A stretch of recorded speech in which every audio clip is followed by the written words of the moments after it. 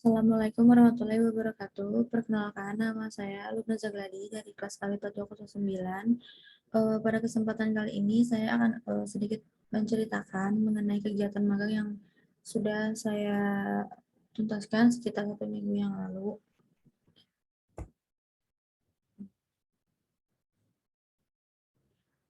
Dalam menjelaskan kegiatan magang tersebut, terdapat beberapa bagian yang ingin saya ceritakan. Yang pertama, saya ingin menceritakan tempat pelaksanaan magang. Yang kedua, jadwal dan waktu pelaksanaan magang. Yang ketiga, ada kegiatan magang. Lalu ada implementasi mata kuliah terkait. Lalu ada fenomena dan solusi pada perusahaan. Oke. Ya. Saya magang di rumah BUMN Bank BRI Bandung yang terletak di Jalan Jurang nomor 50. Mengapa saya ingin magang di sana dan alasan saya ingin magang di sana itu ialah karena saya itu tertarik untuk mempelajari lebih dalam mengenai perkembangan dan juga progres mengenai UMKM, kayak tumbuh kembang UMKM, bagaimana memulai bisnis pada UMKM gitu. Eh, saya tertarik untuk mengetahui dan mempelajari lebih lanjut bagaimana tumbuh kembang UMKM dalam menjalankan usahanya di rumah BUMN ini, kayak apa sih peran rumah BUMN untuk meningkatkan kreativitas dan inovasi para UMKM binaannya ini. Nah, eh, lalu saya magang di rumah BUMN Bandung ini dan saya banyak sekali mendapatkan informasi mengenai UMKM yang berada di Kota Bandung. Eh, Dan pada saat saya magang di rumah BUMN Bandung, saya eh, ditempatkan atau ditaruh di bagian divisi event dan partnership yang yang dimana divisi ini itu bertugas untuk mengkoordinasi pelatihan-pelatihan untuk UMKM seperti ada pelatihan workshop dan webinar. Nah, kebetulan waktu pas saya magang di RB ini, rumah BUMN ini tuh kondisinya lagi keadaan COVID sehingga tidak memungkinkan untuk adanya pelatihan workshop. Jadi lebih cenderung ke webinar.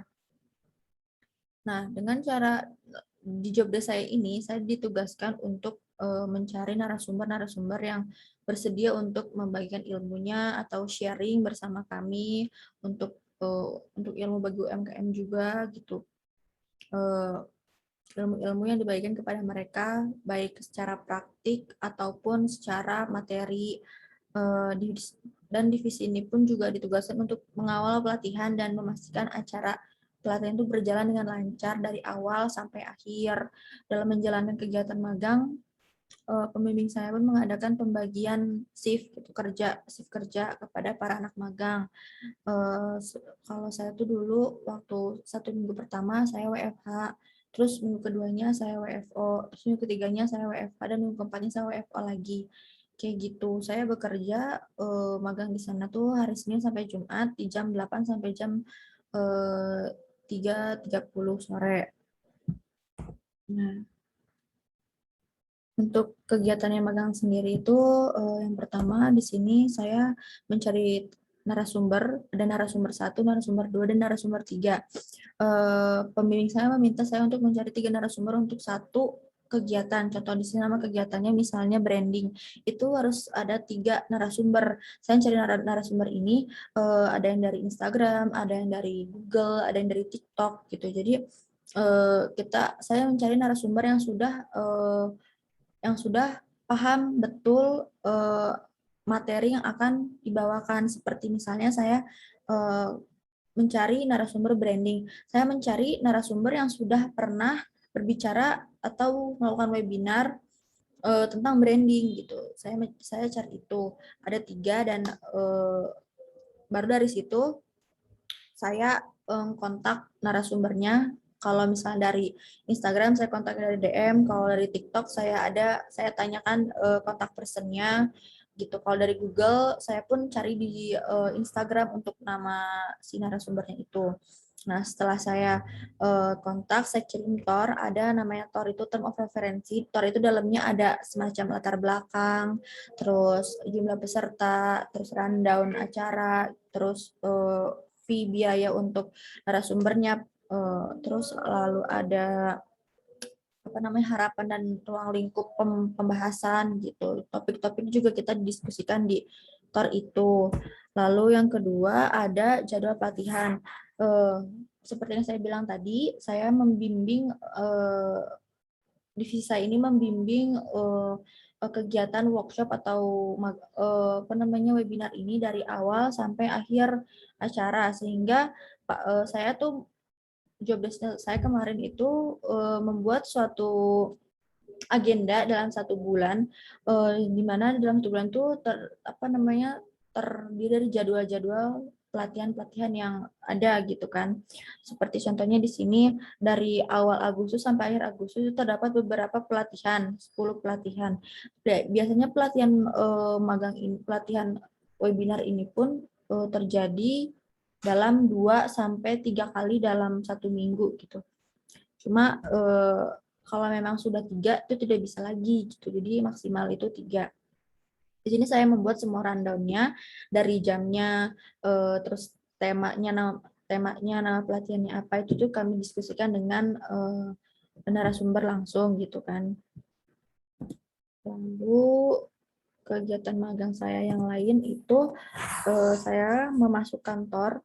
Seperti yang saya bilang, saya membuat TOR untuk saya ajukan kepada narasumber. Nah, nanti dari TOR tersebut bisa kita jadikan sebagai bahan diskusi tertulis, di mana di situ banyak tertera bahan-bahan atau materi-materi informasi mengenai webinar, tata cara webinar gitu. Dan TOR ini tuh direkap sehingga terbentuklah di suatu drive atau suatu iCloud yang memang berisi mengenai TOR gitu, term of referensi. Di sini juga saya juga untuk menginput dan merekap TOR, jadi nama TOR-nya, terus nama kegiatannya, lalu nama narasumbernya. Lalu kegiatan lain juga tadi saya menyusun acara-acara webinar dalam 1 bulan atau beberapa pekan dalam suatu spreadsheet ini gitu. Lalu saya ditugaskan untuk mencari komunitas-komunitas di Bandung yang diharapkan bisa bekerja sama dengan Rumah BUMN Bandung untuk kita sama-sama berkolaborasi untuk agar bisa membangun suatu kerjasama untuk baik lagi untuk berkembangnya UMKM.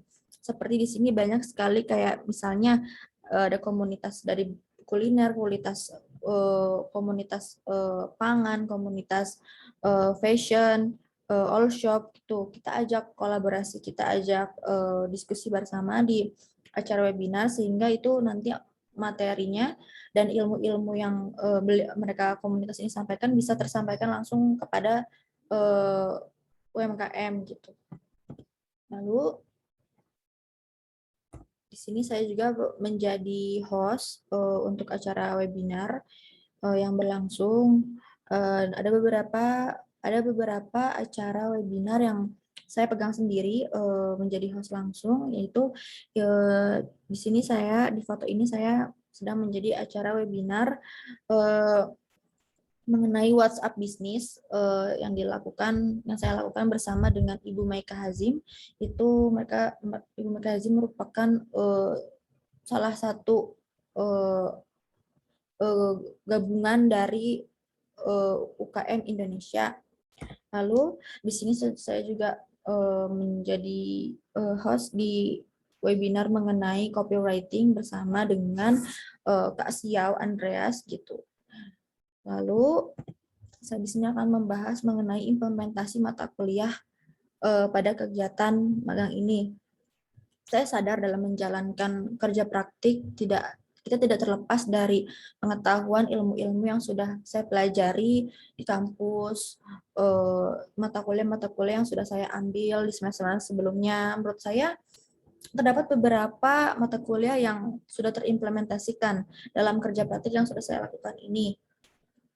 Seperti mata kuliah negosiasi bisnis. Di sini saya terjun langsung berbicara, bernegosiasi dengan para narasumber mengenai masalah waktu, mengenai masalah pembahasan seperti judul, topik yang akan dibicarakan, lalu seperti ada masalah biaya, masalah fee gitu. Banyak ada beberapa yang mungkin ada yang kontra dengan fee-nya atau dengan malah setuju dengan fee-nya gitu. Itu saya bicarakan langsung dengan eh, narasumber gitu. Lalu yang kedua ini ada komunikasi bisnis. Di sini menurut saya sudah atau bisa dibilang terimplementasikan gitu mata kuliah komunikasi bisnis ini eh, dalam kerja praktik dan magang yang saya lakukan gitu. Terlihat bagaimana di saat saya berkomunikasi dengan eh, narasumber, berkomunikasi dengan UMKM, berkomunikasi dengan rekan-rekan kerja saya gitu kan. Itu memang sangat bermanfaat ilmu yang sudah saya pelajari di kampus sehingga saya paham gitu mengenai kayak cara berkomunikasi yang benar itu seperti apa kepada rekan, kepada narasumber, kepada customer, kepada UMKM, kepada atasan saya gitu.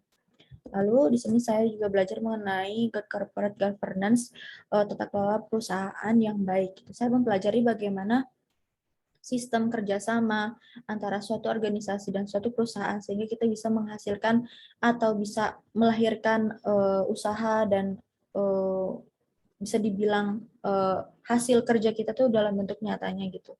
Seperti misalnya kalau dalam divisi saya saya mengerti bagaimana caranya agar divisi saya ini bisa goals ke tujuan kami gitu. Tujuan kami adalah untuk menarik sebanyak mungkin audiens yang join untuk ikut webinar.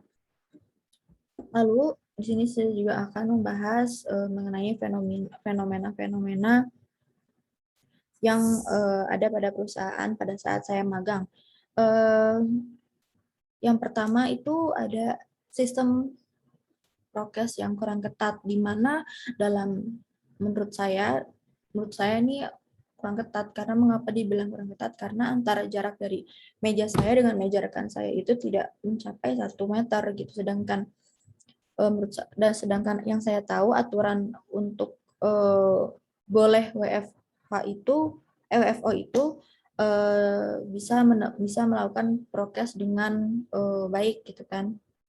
Namun yang saya lihat di sini tidak gitu pada perusahaan ini tidak gitu dan meja yang kita